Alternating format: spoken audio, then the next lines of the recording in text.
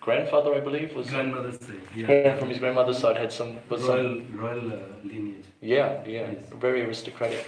Yes. So Prabhupada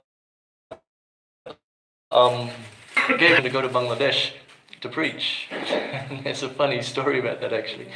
During Prabhupada's time, the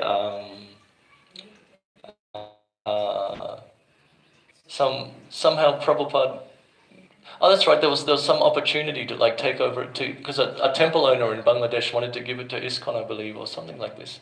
Anyway, Prabhupada was very eager to send some devotees to Bangladesh, and at this time, big politics. We're talking like mid 1970s. Oh, that was a big time. Yeah. So there was Guru Maharaj and one American sannyasi, Hridayananda Maharaj, and they'd Guru Maharaj understood that there was some political trouble there, and he was like Prabhupada said, was making this arrangement, and Guru Maharaj just feeling a little something, So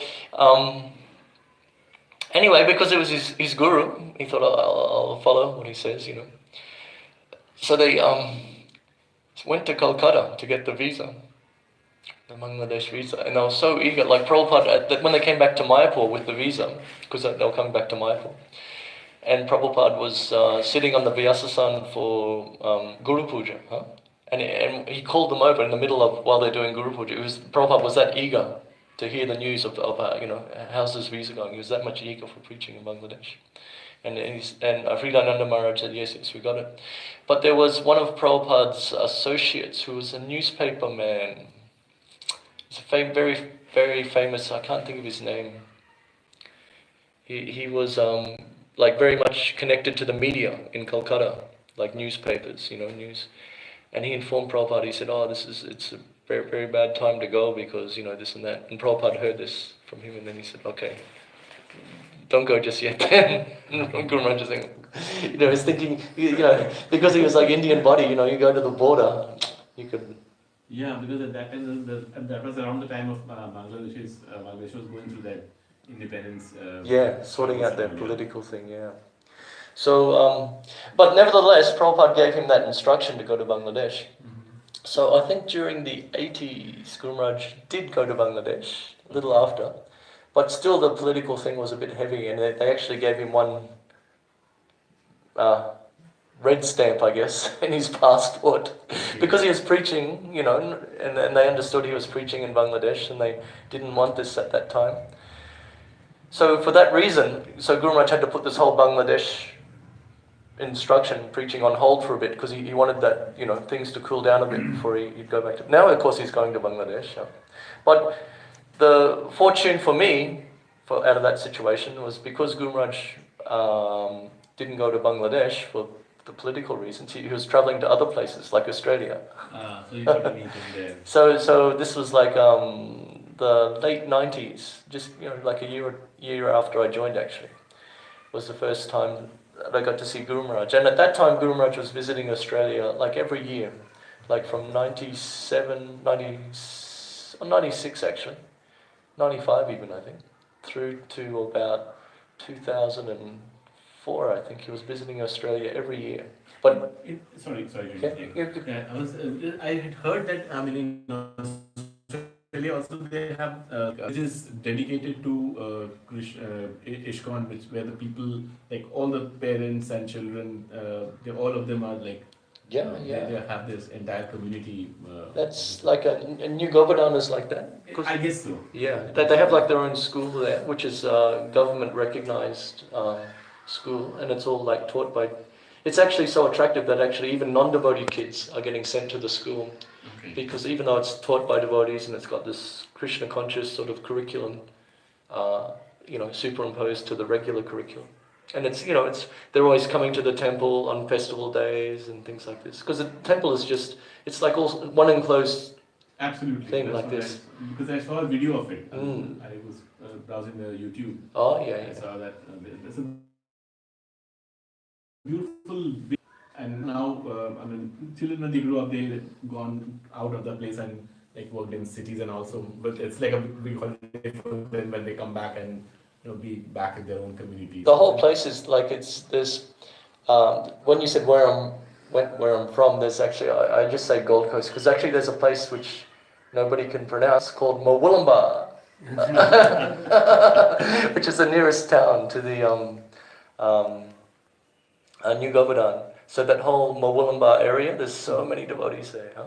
Actually, it's kind of interesting. There's many names in Australia. Like some town names have like the Adivasi names, like from. Okay. So there's like, and they sound remarkably similar to like Sanskrit names, like Indrapilli, like village of Indra, Indrapilli, huh? Oh, okay. And Kulangata. Oh. So there's many. So Murwillumbah is the same thing. It actually means like cloud catcher in Adivasi language. Huh? Okay. So it's so much rain is like Govardhan, so much rain is coming. Krishna lifting Govardhan. Yeah. Didi is like that. Yeah. So anyway, Guru Maharaj was coming to Australia for every year for some time, and I also had the good fortune of having a very good relationship with a Prabhupada disciple called Swayambhu. Swayambhu was Guru Maharaj joined ISKCON in London, and Swayambhu because he was studying like engineering, like some nuclear engineering or something like that. Sorry? Civil engineering. Civil engineering. Sometimes Guru Maharaj talks about like nuclear reactors and things like this. I think maybe that's part of his. So Swayambhu, he also joined up. He's an Australian devotee. He joined up in London as well. So they were God brothers, and they had a strong relationship in the London temple. So Guru Maharaj had a very strong relationship with Swayambhu, and I had a very good relationship with Swayambhu, and that was my saving grace, because at that time it was very difficult. Like now how many God brothers do we have now? God brothers, God sisters? 400? Yeah. Almost 100. Yeah, like and at those days, like Guru Maharaj, very like if you wanted to take initiation or shelter in some way, he'd say, "No, this is not my savior to Prabhupada. You take such diksha from him, take diksha from that one, but not me. I'm fallen. No, like this." And then the people would say, "Oh, you want to take shelter of him? You're wasting your time. Like he doesn't give diksha like this." So it was actually Swayambhu who sort of they say like that, if you can't get the mercy, like same works for Krishna directly. So you appeal to the mercy of Krishna's devotee, and if you can't get the mercy of that devotee, you get the mercy of another devotee. Some relation, das anudas, So that was my good fortune of developing some sort of relationship with Guru Maharaj, And of course, it took quite a few years before I got initiated. And even up to the point, I was, like every time, I never had the courage to really sort of bring up the topic. I'd let it for me. And every time it was the same, it would be like, Guru Maharaj, speaking of himself, he would say, "Oh, I'm not qualified. I'm fallen. I can't offer shelter like this. But if there's some time in the future, things may change. But as things stand, I'm not at all confident to accept." At that time, he had maybe 10 disciples. So this sort of dialogue went on for a few years, and actually he spoke of it. He said the same sort of thing. He said, "Oh, I'm not qualified. Maybe in the future things change, like this." And when he told me this at this occasion, I thought, okay, fair enough. Maybe I won't get initiated this lifetime. Maybe I have to wait next lifetime or something like this. I was sort of thinking like that. And the next morning, Guru Maharaj took me aside the very next morning. Like in the evening, he just said this, I will not give diksha like this. And the very next morning, he took me aside and speaking very gravely. He said, speaking of me, he said, "You're not qualified. But anyway, and so the very next morning, like sitting in a Nityananda Trayodasi, so very next morning sitting in a jagya and got initiated like that. Very good. So Where is he at it now? that would have been 2000, I believe, perhaps 2000. I think. Maybe, yeah, 2000. So if there's something to be learned from my experience is that you know, like you can't worship Krishna in isolation of his devotees, like, you know, his associates. Krishna is never alone. Krishna always has some peacock, some cowherd boy, this, that. So you worship Krishna so in the same way, you know, like, you can't like just simply have this one-pointed focus on the guru. You think that, oh, now I have a guru, so I can like kick all these other devotees aside. You must be like, you know, to get the mercy of the Vaishnava is very difficult, and it's an ongoing process. So you're appealing to the mercy of the devotees. Even now, like actually now I'm very surprised. I got so many brothers and god sisters, and when I got initiated, I thought, wow, you know, maybe someday I'll have like maybe 20 or 30 god brothers or god sisters. So there's many hundreds of devotees, god brothers and god sisters, and many of them doing so much incredible seva, you know, in Indonesia, Bangladesh. So now I've got an opportunity. So every time I come to India, I try to serve them in some way, you know, because they're doing so much service for Guru Maharaj, you know. So that's, in essence, bhakti is like saying yes to Krishna. We're trying to say yes, trying to agree to Krishna. Like in Bhagavad Gita, Krishna is saying, you know, surrender unto me, I'll protect you from all sinful actions, do not fear all varieties of dharma. So we're trying to agree to Krishna, with Krishna. So if we say yes to Krishna, what do you think will be the result of that? Like if we say yes to Krishna, it'll be good. Krishna will say yes to us. Like, you know, this. You say yes to Krishna. Like if you're 5% for Krishna, Krishna's like, or maybe Krishna rounds up, maybe he's like 6% for you or something. If you're like 10% for Krishna, maybe he's like, you know, 11% for you. Like, but it's 10% for Krishna, maybe he's like, you know, 11% for you. Like, but it's more that we'll receive in return. Yeah, he rounds up. He rounds it up. So we're trying to agree to Krishna, to what Krishna wants. So this requires some purity. Like if you want to say yes to something, you have to know what it is. You have to be able to see it. You know, you have to understand it. You know, in some form. So the problem is that we're in a situation where we're mostly saying yes to Maya. Unfortunately, this is our misfortune. This is our conditioned life. You know, Maya presents some challenge or some opportunity in some way, and we're very eager. Even like you hear, like, oh, Krishna, sometimes you hear Krishna gives bhukti and mukti very easily. And you think, oh, how easily does he give it? So the reason Krishna is giving bhukti and mukti very easily is because he wants to see, you know, do you want me or do you want something else? You know.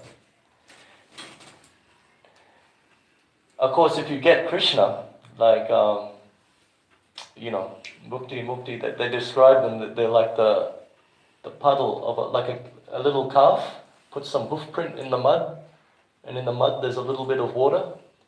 So bhukti and mukti are just like as insignificant as that pool of water in the hoof print of a calf. If from the perspective of someone who has pure bhakti, right? So we cannot understand this so well. I mean, there's many like stories there. Like I was just telling recently, there's one with Indra. He offended his guru Brihaspati, you know, and he got cursed to become Indra, pig, bull. Like Indra, you know, he said he's displeased his guru. He didn't show proper respect in some way, and so to teach him a lesson, He cursed him to become a pig. And this Lord Brahma is looking, where is the King of Heaven? What's he doing? What's he doing down there? Why is he in a pig? So he came down and he was trying to instruct Indra that you please come out of here. You're King of Heaven. Why are you doing like this? And he goes, I'm very happy here. I have so much mud, so much enjoyment, so many children. I'm very happy. And Lord Brahma organized some suffering condition on Indra, like he took away his wife, took away his children, and then Indra was a little thoughtful, and he says, okay, but if I go to heaven, will there be mud? Is there mud in heaven? Is there other pigs for me to be friends with? He's thinking like this. So it's generally the way it is, like so many stories that, there's like the frog who's trying to estimate the Pacific Ocean. There's one frog living in a well, Bakur or somewhere. And another frog says, I've just come back from a pilgrimage. I went to the Pacific Ocean. And the other frog says, how big is it? He says, Pacific Ocean is huge, it's big. And he says, what, is it like twice as big as the Bakur? 3 times as big? How big is the Pacific Ocean? He's trying to estimate that you can't understand, can't fathom. So that's our situation. So if we want to say yes to Krishna, we have to sort of somehow climb out of this conditioned life that we have. Conditioned life basically means we identify with the body, things related to become worshipable. Very important. That determines who we are. So to do that, you require to get purified. So this brings us to the chanting. By chanting this Maha Mantra, we clean the heart, and you come to see spiritual qualities within yourself, and through that you can see spiritual qualities externally. We have to clean the heart for Krishna to sit. Sometimes they describe the heart as like a throne, but we don't want to put Krishna on that throne. Due to anarthas, material desires, like this, useless things. Things anartha, things that have no artha, no value. So by chanting, Chaitanya Mahaprabhu, Chaito first sloka, Chaito Dapana Marjanam, Baba Mahadavani Narapanam, Chaito Dapana, cleaning the heart. This chanting this Maha Mantra. Shrinvata Swakata Punya Shravana Kirtanam. This by kirtan, it's this hearing and chanting. This is the process. Sometimes I'm a little embarrassed to talk about Chaitanya Mahaprabhu to a Bengali audience. It's like you can never argue with a Bengali on the strength of Chaitanya Charitamrita or something, because they know so much more. But it's your good fortune. You took your birth here. Some Sukriti must be there to take birth in Lord Chaitanya's backyard. No? Mayapur Dham is very close, so you can visit practically as much as you like. There's so many temples. The culture of India is such at the moment that they're very, well, compared to other countries, are very favorable to Krishna consciousness. Like we had for Mangal Arati, we had a big house was rented, and it was due to noise restrictions. What's a good example? Like Mangal Arati time, we had to shut all the windows. So it's in summer, it's very hot. Shut all the windows in the temple room, and we, these little handshakers things, little things you get. If you take 2 of those things off, 2 of the little clapper things, these were the cartels. Oh my God. Singing samsara. Sometimes a new devotee would come along and think, why they're not why nobody's playing the mridanga? Perhaps nobody knows how to play the mridanga. And they'll pick up the mridanga and start, bah, bah, bah, bah, bah. because we had like noise restrictions, like you couldn't like make.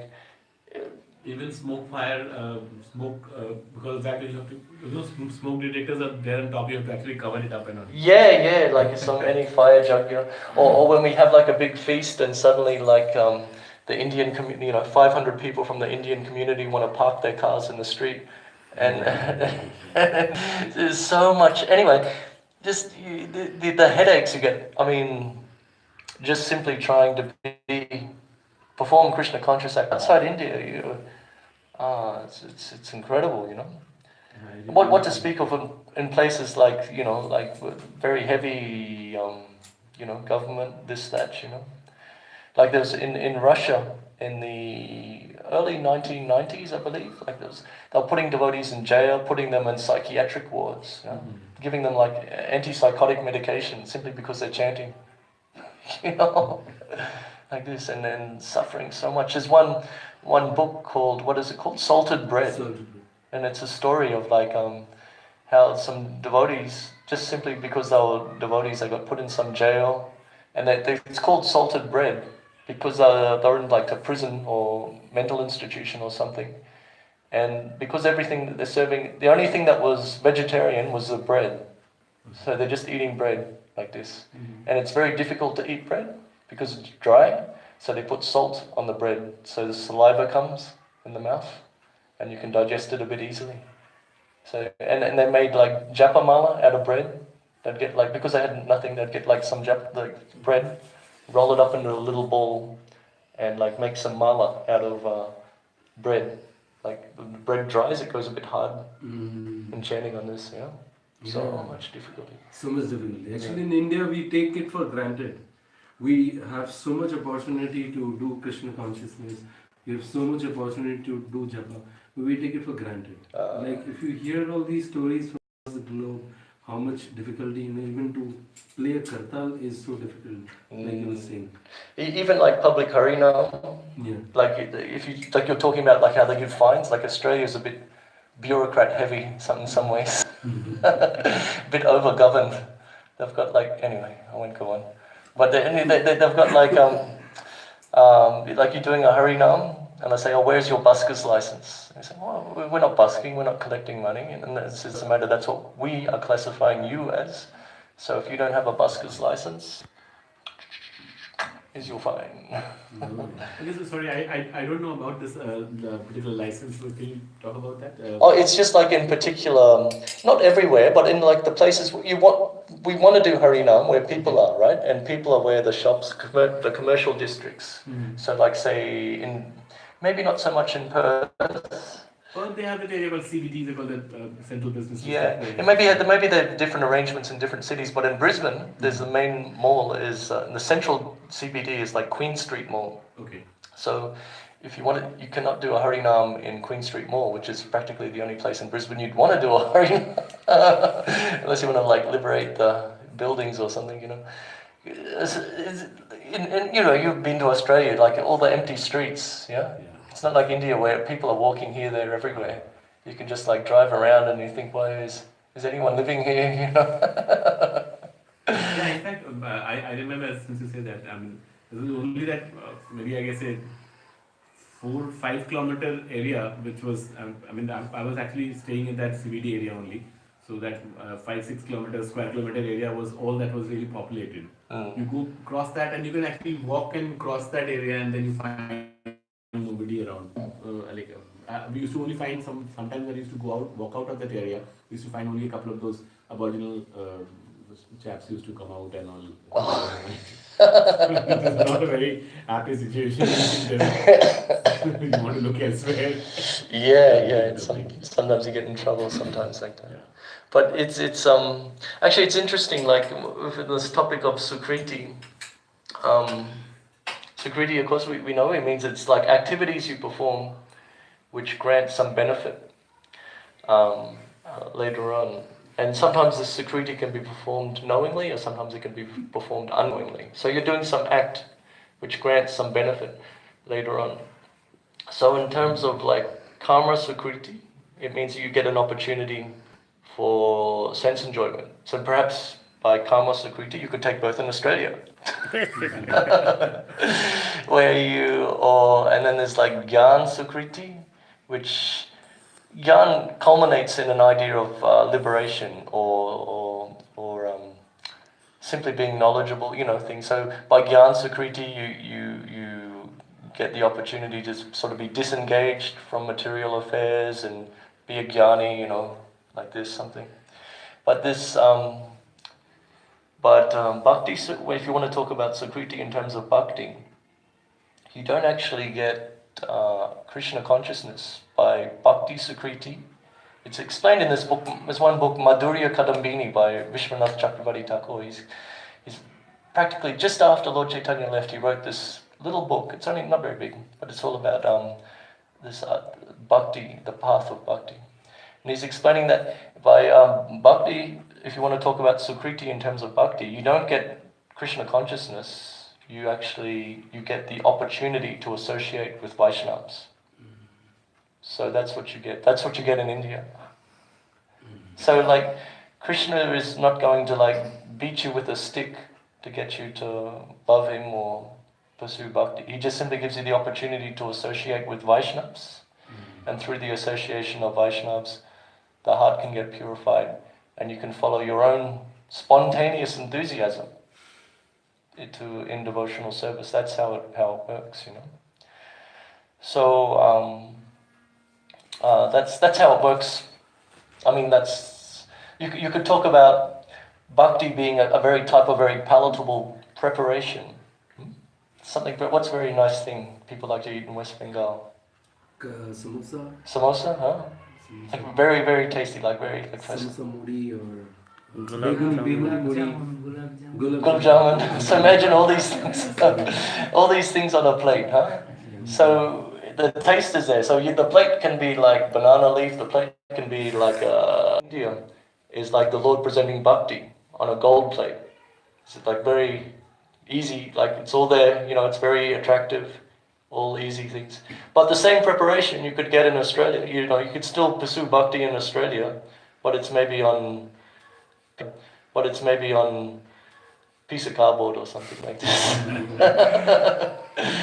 So like in this bhakti you can get anywhere, really, but if you want to talk about the ease with which people can get bhakti, you could talk about India. And you see it practically, like so much, if there's some Rathi in India or something, so many people come forward, so much cooperation, or some festival day, like Vrindavan. He was saying on Janmashtami in Vrindavan, they wake up in early morning on Janmashtami and somehow or other someone's just dumped 500 kilos of rice or something. Like they don't even know who gave it.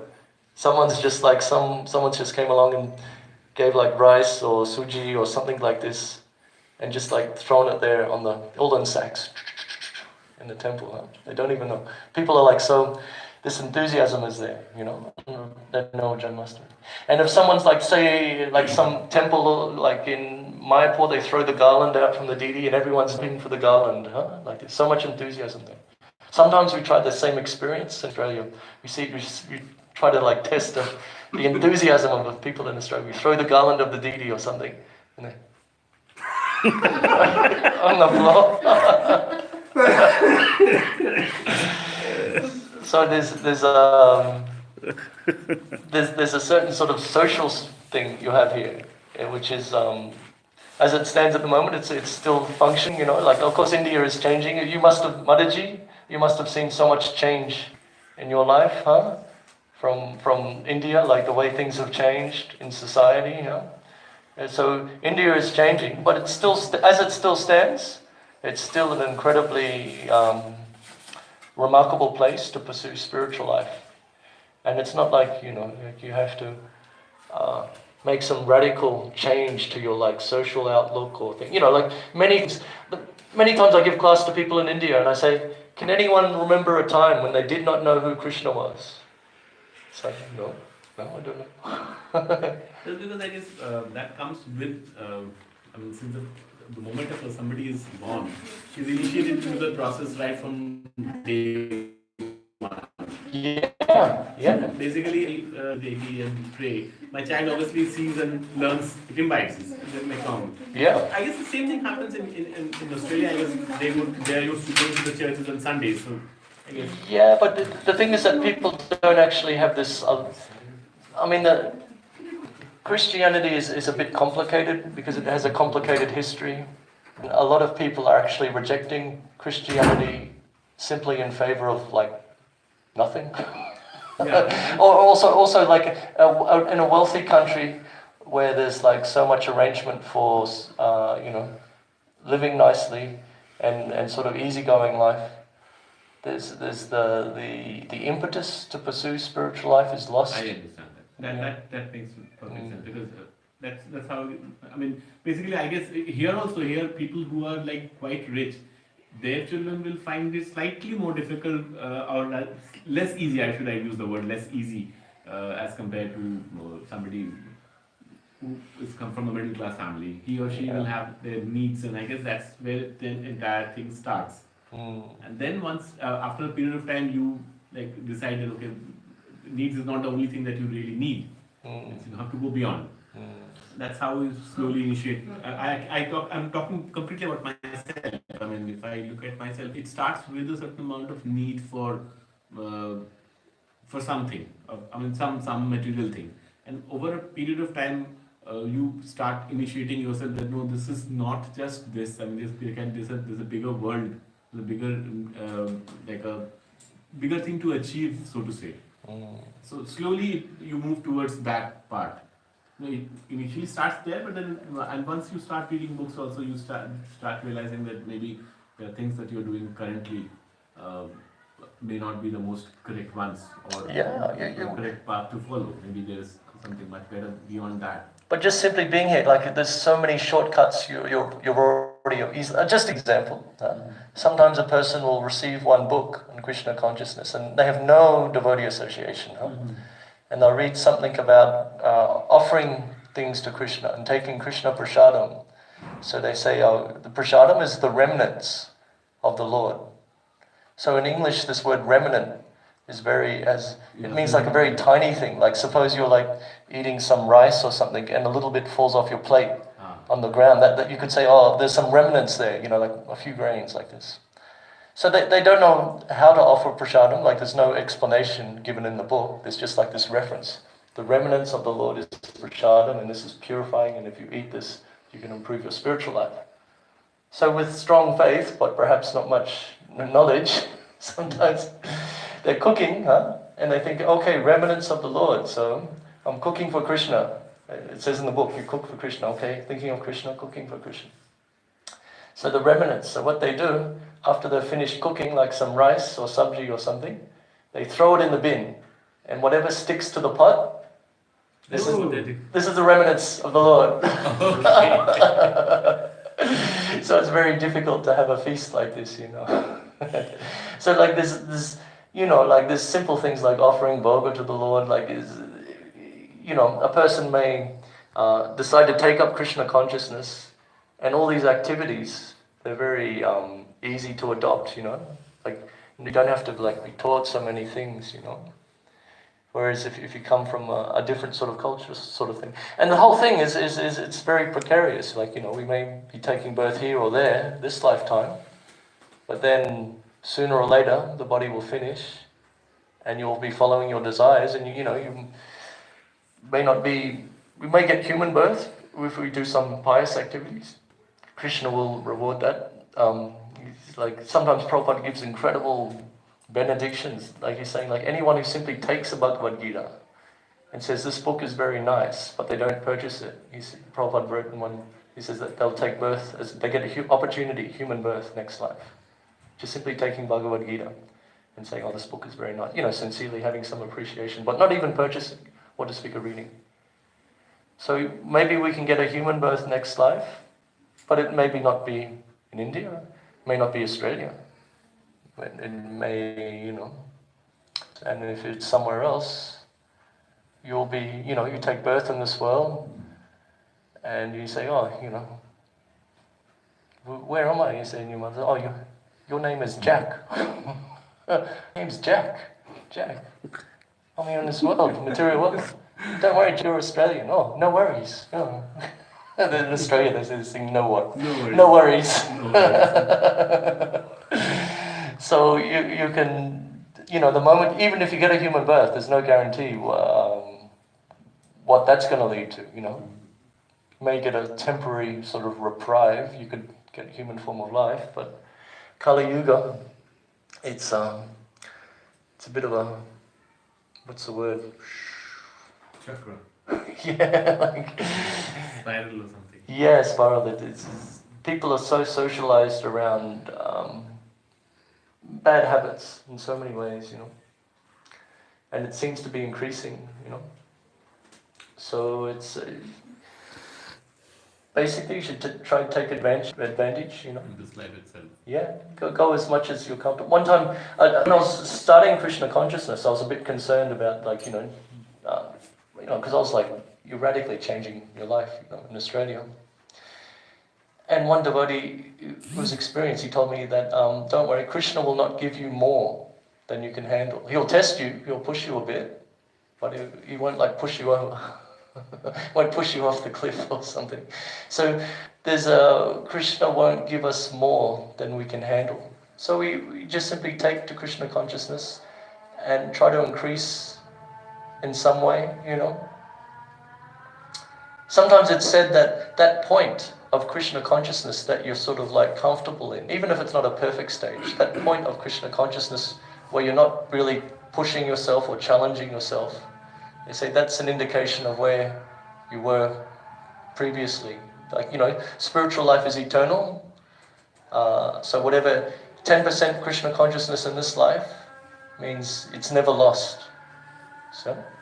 So if we're currently at a level of 10, 20, 50, 95%, whatever it is, if we're currently there and we're sort of this is okay, and we're not challenging ourselves to increase it, that's an indication of where we were previously, or that's our cumulative spiritual credit. So we should always sort of be a bit urgent, this material, old age is not, is not going to wait for us to, old age, this disease, material life is just like an ocean, like a river, flowing, and it's pushing us, so it's not going to stop. It doesn't wait for us to, work out our life or whatever. It's just pushing us on. So anyway, I speak like this just to sort of encourage you to take Krishna consciousness as seriously as you can, because there's there's no guarantee we can even live for our next breath. Absolutely. So we should try to make as much use, that Prabhupada says, make best use of a bad bargain. So there's this life we have, we should just try our best to associate with devotees, hear Harikatha, chant Mahamantra. Find something enthusiastic, find something that makes you genuinely enthusiastic about Krishna consciousness. And you've got so much opportunity here in Kolkata. Mayapur is just there. So many, practically you can point in any direction. You can find some ISKCON temple or some temple of this or that. Yeah, there's a temple right close to our house. I went there the evening. This one which is there. Which is there in Manikala. Manikala. There's a Krishna temple there. Yeah. So, and try to make your home as Krishna conscious as possible. It's like some pictures of one god brother. He had it was a kidney stone, and a kidney stone is incredibly painful. It just knocks you to the floor like that, And he's on the floor, and he's thinking, I've got nothing on the wall. I've got no pictures of Krishna on the wall. He's thinking, maybe I'll die here, and I've got nothing but blank walls to look at, So after that, pictures of Krishna and Chaitanya Mahaprabhu. It helps actually.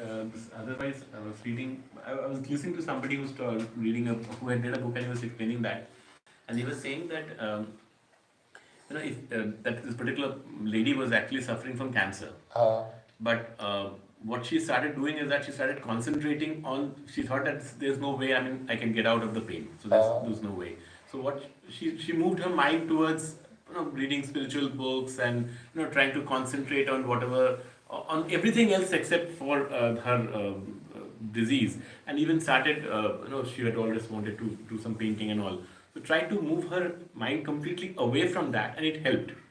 So in fact, and that's, I guess, even, I mean, the devotee that you're talking about, and since he was too much, I mean, he was like completely initiated into this particular process. So he must have actually been able to reduce his pain through thinking Oh, about the Krishna. pain, he didn't reduce it, the pain was there. Pain, definitely, I mean, but then the kind of concentration, I mean, see, if you're able to take your mind away from it, it helps to at least manage it a bit. I wouldn't say the pain will go away, pain definitely will remain, but maybe your quality of life will be a little better than what it was. Actually, there's one, it's interesting you mentioned that, there's one very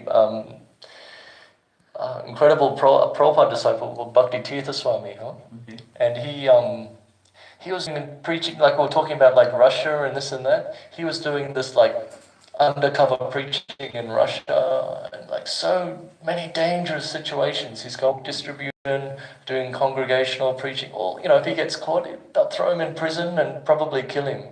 That these countries are so dangerous like that. This is like 1970s, 1980s. So someone who's saying yes to Krishna under very dangerous situations, that's incredible Shraddha, it's incredible Shraddha. So anyway, he came down with a cancer, and the cancer was a bone cancer. Bone cancer, the thing about bone cancer is that it's very difficult to treat the pain because it's so deep. When it's inside the bone, if it's like a flesh, they have like, a morphine can sort of dull it like this, but it's inside the bone, there's not very difficult to deal with the pain. So he has this bone cancer, and the doctors, it's obvious that it's spread throughout his body. Like he knows he's going to be leaving his body. Devotees know he's going to be leaving his body. There, of course, devotees are hoping, but I mean, it's spread throughout his body. And so in the last few days of his life, he's saying, he said, this is the most incredible day of my life. This is like 3 days before he leaves his body. And what's even more incredible is it just simply gets better and better every day. And he's like, so just simply, he's giving these incredible classes about Krishna consciousness. And his incredible realization, and his body is just full of cancer. So there's a type of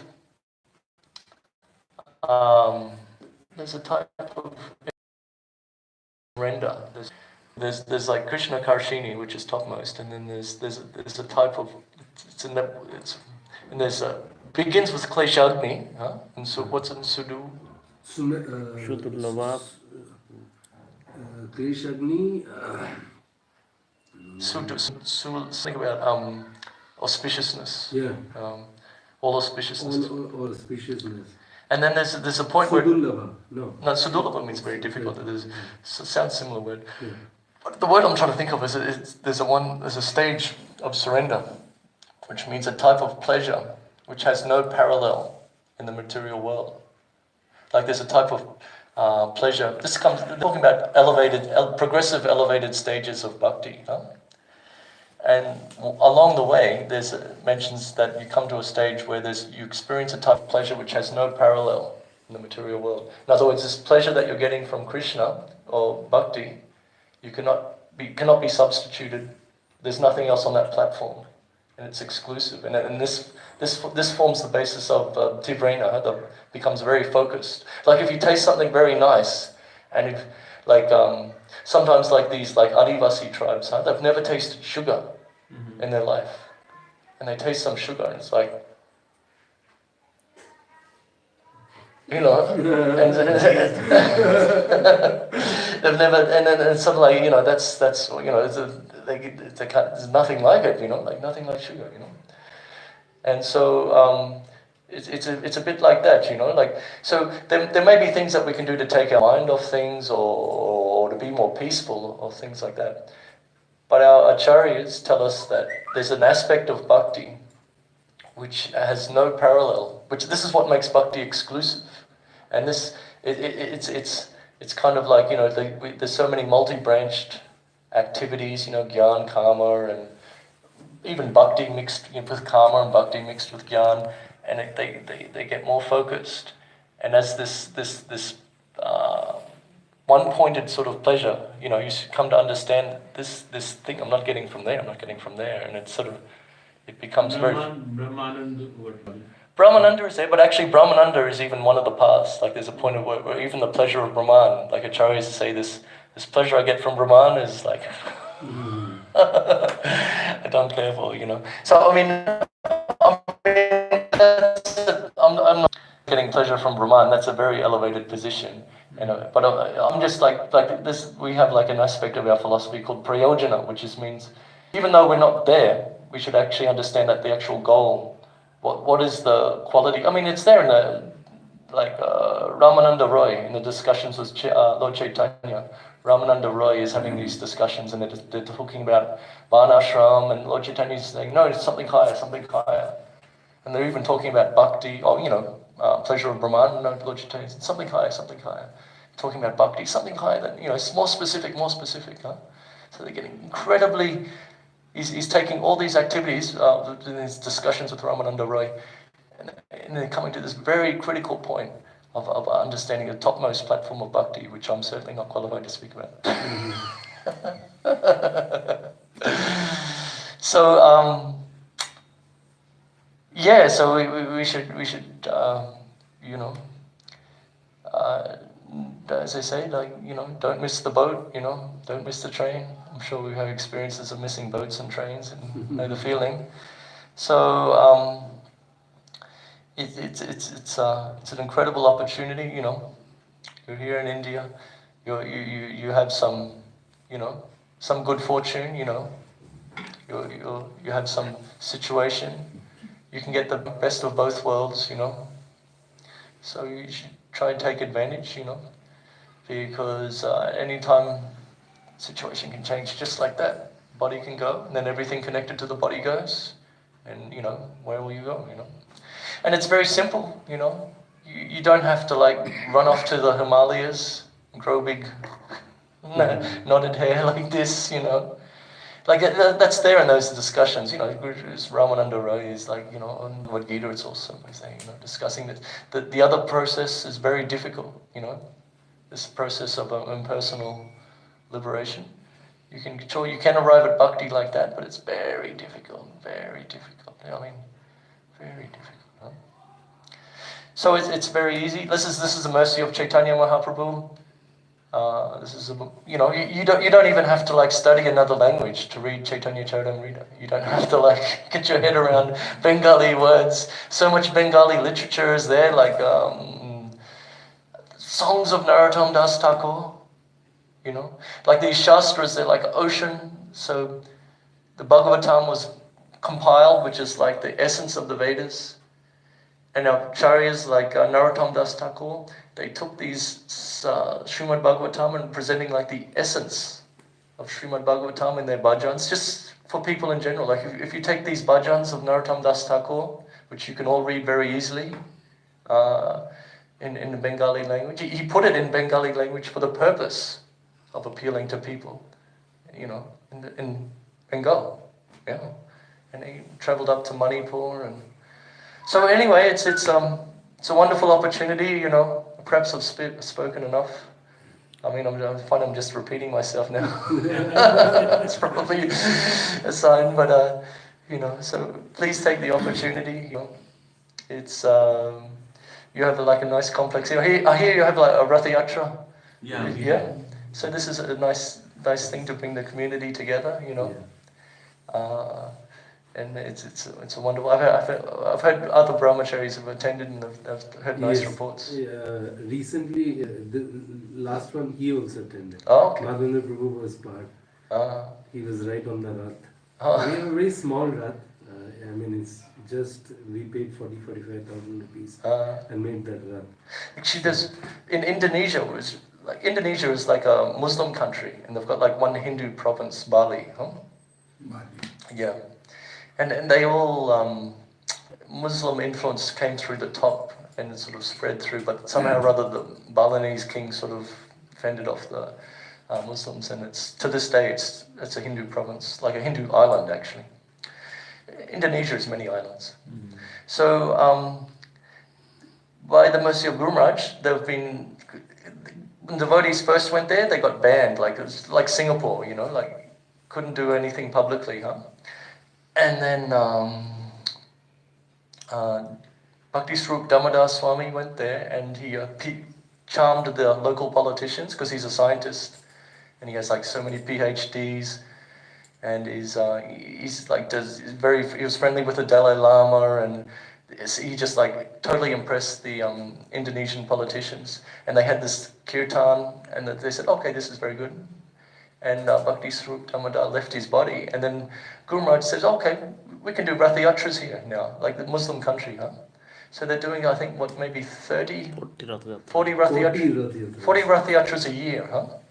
And this one, I just want to quickly mention this one story. They're doing this Rath Yatra in this place called the Gate of Islam, which is like the first place the Muslims came. So it's like very, you know, they're very traditionally Muslim people, huh? And they have a Rath Yatra, and Jagannath is up there on the cart. And this young 15-year-old Muslim girl comes up, and she's pointing to Lord Jagannath like there's no pujari, or you know, in where she's pointing or anything. She's saying, "Who is that beautiful young boy on the cart?" Pointing to Jagannath. Like she doesn't know. You know, Jagannath has a very unusual appearance. Yeah. So, you know, how many of us are looking at Jagannath and seeing a beautiful young boy? You know. So it's like, you know, incredible experience, you know. So this Jagannath is very famous for his being merciful. Yeah. Prabhupada, in the early days, Prabhupada wasn't very confident to establish Radha Krishna deities because you have to have a high standard. And then, you know, this chance of aparad and this and that. But he did install Jagannath, Baladev and Subhadra. And with the understanding that they're just accepting the good things. In a similar mood to Lord Chaitanya, you know. It's like the Krishna in a mood of separation from his devotee. So Krishna is in a mood, he's very eager to associate with his devotee. So in this way, Jagannath is a wonderful, Rath Yatra is a wonderful opportunity, you know, to invite the public to come, or people to come. Yeah, it's very, and you've got a nice complex here. Yeah. And what, you've got 14,000 little homes. Yeah. It's like very, very nice, you know. 1800 homes. 1800. 1400. 1457. 145. I see. Around 1500 Yeah. homes. So it's a good opportunity, good thing to do. You know? So maybe I've spoken enough. Yes, Sorry. man, thank you so much. Thank you Just very, So- very much. Thank you for coming, and thank you for hearing whatever I have to say. Experiences. Jai Guranga. Nitai Gauri.